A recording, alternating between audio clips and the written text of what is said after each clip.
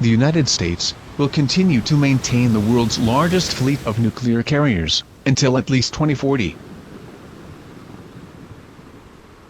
These great ships, leading a carrier strike group, will continue to be the center of their strategic projection capacity anywhere in the world. Although under the new distributed force architecture, as a strategy of the United States Department of Defense, planning has already begun for the construction of new conventionally powered aircraft with less than 50,000 tons of displacement. At the beginning of the year 2020, the American nuclear carrier fleet was made up of the following units: 10 units of the Nimitz class, and of the Gerald Ford class that will replace the Nimitz class. The CVN-78 has 18 months of flight tests ahead of it, and the CVN-79 will remain operational in 2024. In addition, the CVN-80 Enterprise is under construction, and 2 more other units of the same class are ordered. Interestingly, CVN-81 would be the second nuclear aircraft carrier not to be named after a U.S. president, since it is planned to be named USS Doris Miller. It was the third kitchen sailor who, during the attack on Pearl Harbor, and wielding an AA machine gun, shot down 2 Japanese fighters. In this video, we will analyze the evolution of the aircraft fleet, its air wings, and the foreseeable future.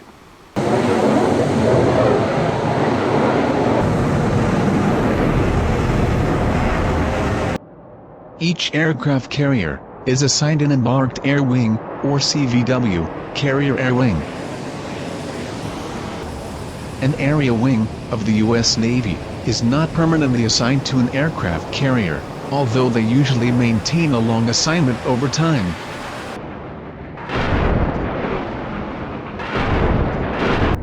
An air wing is formed by an average of between 8 to 10 squadrons, adding around between 50 to 75 aircraft and helicopters, on average.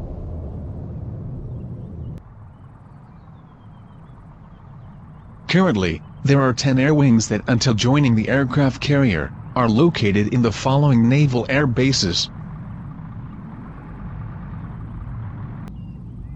4 air wings are quartered at the Oceana Naval Station, Virginia, USA.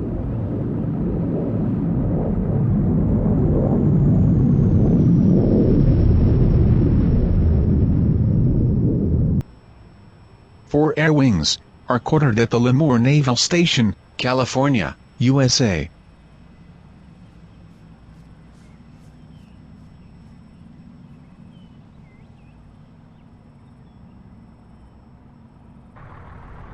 One air wing is quartered at the Atsugi Aircraft Facility, Japan.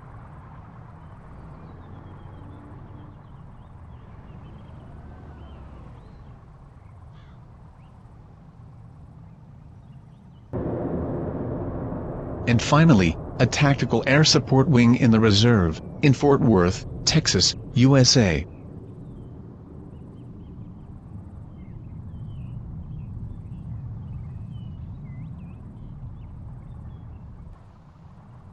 In addition, there are 5 other air bases, in which various squadrons are based to reinforce the previous air wings.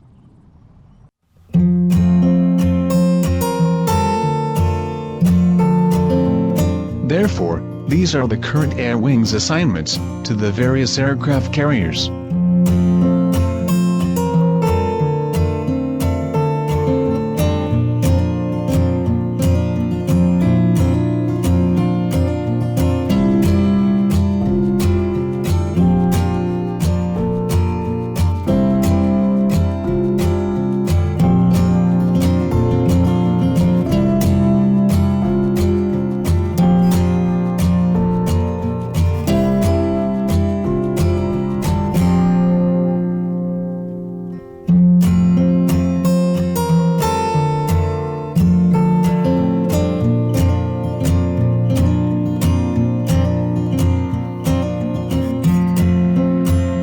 but since before the year 2000 to date, the composition of an air wing on an aircraft carrier has changed significantly in composition and in number. We will know it in detail below.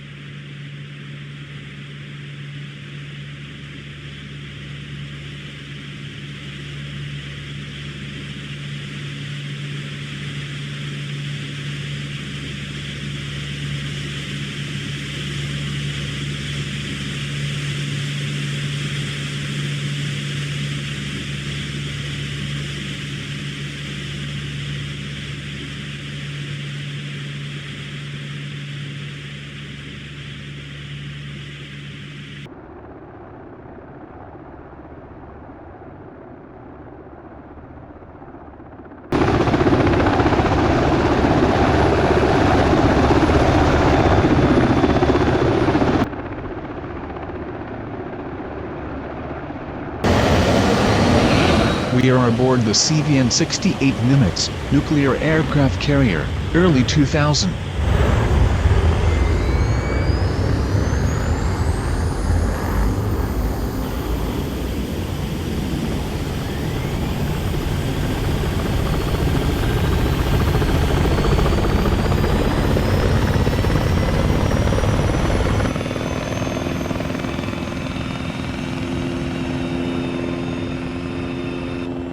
Its embarked air wing was then made up of the following squadrons and types of aircraft and helicopters.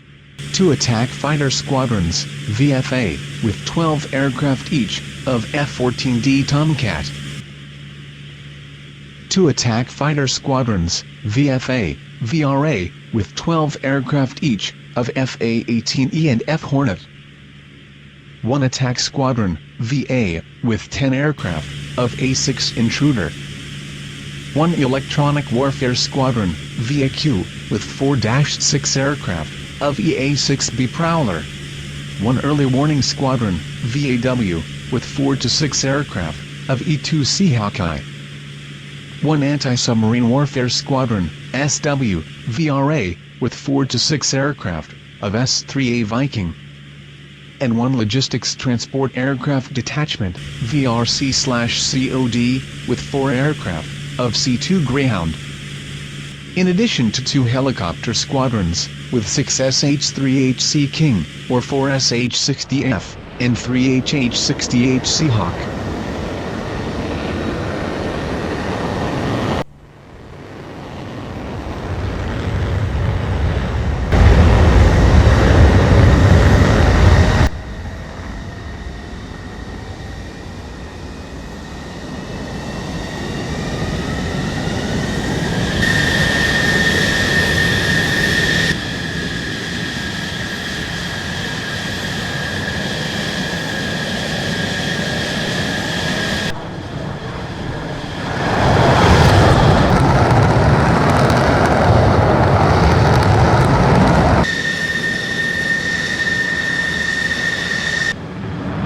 Let us know the summary, by type of mission and model of airplane or helicopter used, of this period of time.